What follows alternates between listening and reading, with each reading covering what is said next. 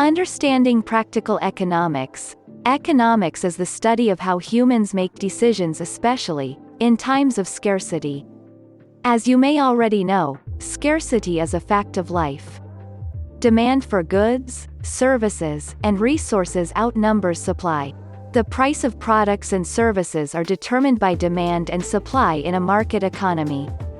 Because of resource constraints, not all the demand by buyers and consumers can be met at once.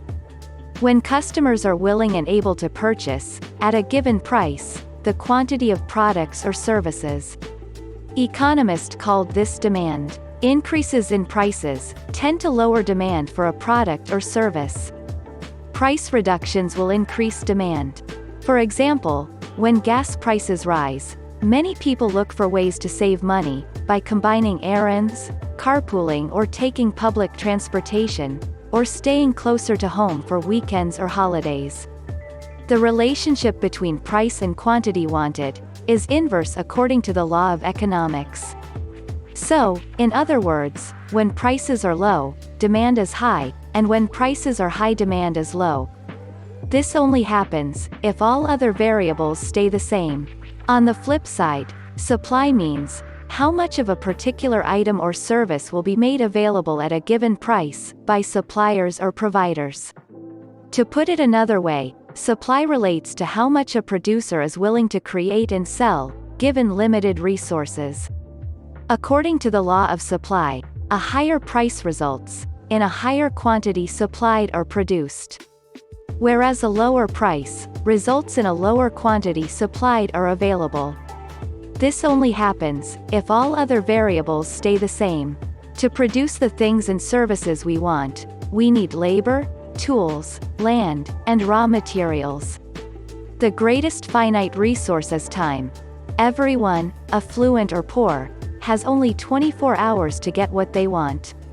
Resources are limited commodities. Labor and materials are limited resources as well. We can only produce a certain amount of goods and services, with finite resources and capacity.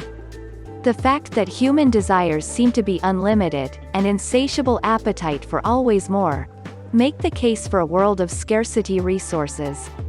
Scarcity of resources is a problem, because we all need food, shelter, clothing, and healthcare. People who are hungry, homeless, and in need of healthcare exist in every country. And this is a resource issue. Let's examine the concept of scarcity in more detail. Consider food, shelter, clothing, transportation, healthcare, education, and entertainment consumption. People need money to buy these things. But most people never have enough money to get all the things they want and need. And that is a resource scarcity issue. Every community must decide how to allocate its limited resources. Some people must choose between having a car, food, paying the rent, or healthcare. Governments, too, must manage how they utilize resources, such as policing, law enforcement, fire safety, clean water, roads, and education. The civilized world must choose among national defense, gross domestic product or GDP, and environmental issues as well. Usually, the budget does not allow for everything we want or need. This is because there is a finite limited number of natural resources in the world. Even the things that seem abundant can become scarce, like the clean air we breathe, if we continue polluting the air. In economics, you'll learn that the solution to these issues is complex. And the reason for this is due to human nature.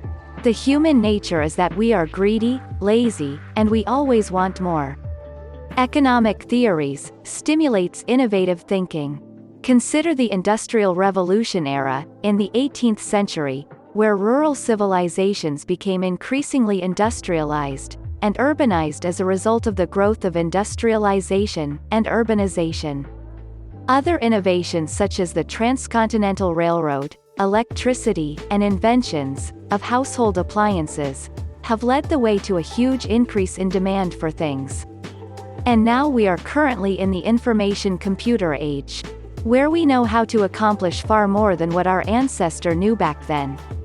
Now we have powerful gadgets and applications in our household like computer, the internet, Wi-Fi, 3D printers, virtual reality, and smart cellular phones. But most people do not even know what to do or how to use these things.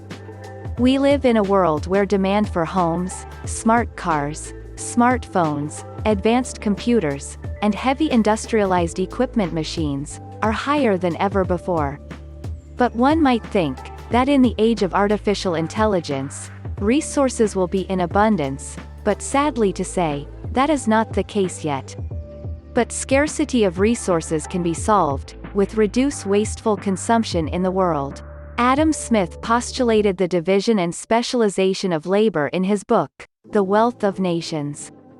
The academic study of economics began in 1776 with Adam Smith's classic book, The Wealth of Nations, 1723 to 1790.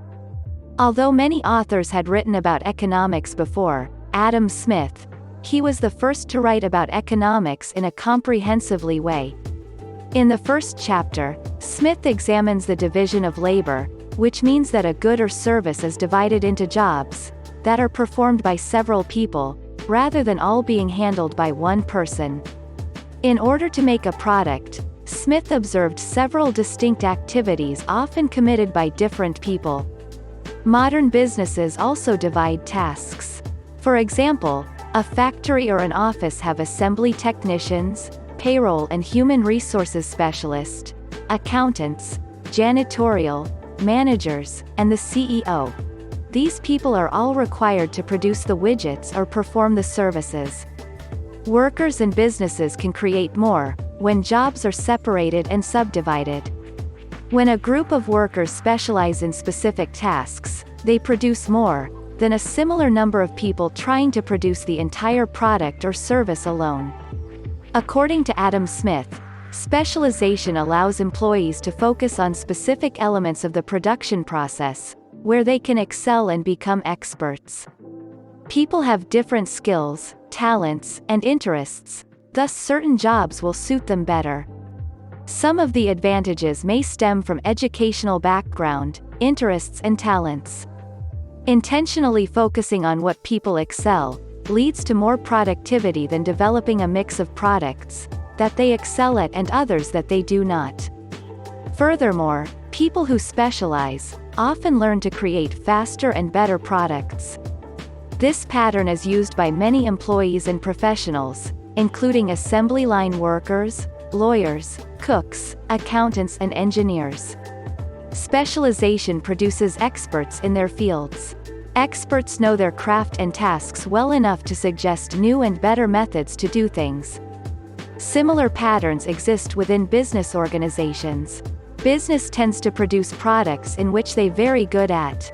By just offering the product or services that they are very good at doing, this is called core competency. This is when a business is better than their competitors. Sticking to one's core competency tend to succeed more than the ones who tries to be the jack of all trades. Also, specialization allows businesses to profit from economies of scale, which means that the average cost per unit of production falls as output volume increases. This means that the more units you produce, the cheaper the cost per units. It is reasonable to expect that the cost of each bike will increase as cost of production increases. If a plant produces 100,000 bikes per year, it can establish an assembly line with large machinery and specialized workers, cutting the average manufacturing cost per bike. Larger organizations and workers that can focus on their specialization and abilities can ultimately produce more than individuals who try to develop all their own goods and services themselves. Labor division and specialization have been a powerful technique in overcoming shortages. Markets and trade specialization make sense only if employees can use their earnings to acquire other commodities and services. Trade is required for specialization. To watch TV shows, all you need is a television. You don't need to know anything about how to make a TV, or to get a smartphone. You just need the money to buy one. The market let you focus on a few skills and utilize the money you earn to buy what you need. This is how modern economies have grown so powerful. Now that we've covered the foundations of economics, let's briefly review why you should study it. Economics is not a subject to be memorized. Instead, consider economics as a set of questions or puzzles to solve scarcity of resources. The understanding of economics will make you a practical person. When reading articles of economic concerns, you will be able to analyze them better. You'll know common sense from stupidity when people and/or politicians discuss topics of economics. You'll gain new insights on current events, business issues, and politics. When human demands for goods and services overwhelm available supply, economics is concerned about scarcity. In the modern economy, people earn money by specializing in what they generate, and then spend that money on what they need or want. The division of labor allows individuals and organizations to specialize and create more stuff. Because specialization and division of labor allow business focus on areas where they have an advantage in specialized skills expertise. This expertise motivates them to improve and be innovative and allows them to profit from economies of scale.